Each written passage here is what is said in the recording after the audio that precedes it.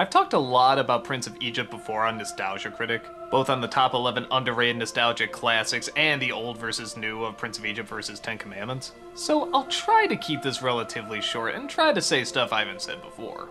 The story, I think, is a safe bet you probably know. The pharaoh has decided that the slaves have grown too large in size, so he sends his soldiers to perform mass genocide. But one family wants their baby to live, puts him in a basket, and sends him floating down the river, where, oddly enough, the basket comes across the queen and decides to adopt the baby and call him Moses. Years later, Moses grows up and realizes his true heritage. Disgraced by who he is, he leaves his brother and family behind and finds a life of peace far away. But that doesn't last for long, as God himself comes down and tells Moses that he is to be the deliverer of the Jews. Moses returns, finding his brother is now Pharaoh, and the epic battle begins between Pharaoh and Moses over what will happen to the Jewish people.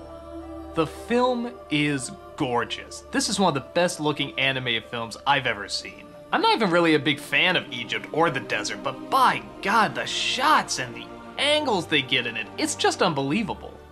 So much attention is being drawn to how to tell this story faithfully, but not exactly the same as the Ten Commandments. And it does exactly that. It has its own unique style and its own unique look. Even the characters are different. The relationship between the brothers seems genuine.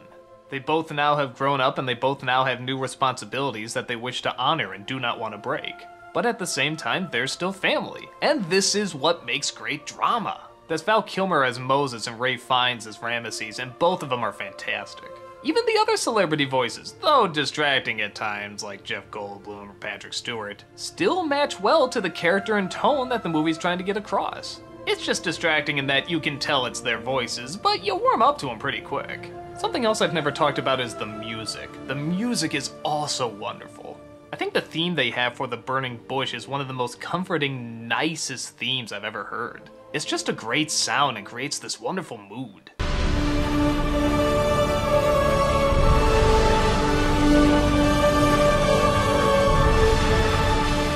Now, some people can and have been turned off by this movie because, well, while Ten Commandments was just intended for adults, this is more older children and adults. That is to say, there are songs, there is some comedy relief, and there are some weirdly drawn characters. And yes, that can be distracting at times. Like, half the time there's no segue into the song. Steve Martin and Martin Short as the high priests are a little odd and out of place at times. And horrible to say, but because it is sort of a Disney style, maybe it could have benefited more from a little bit more of the Disney design. I mean, some of them look good, but others do look kind of odd.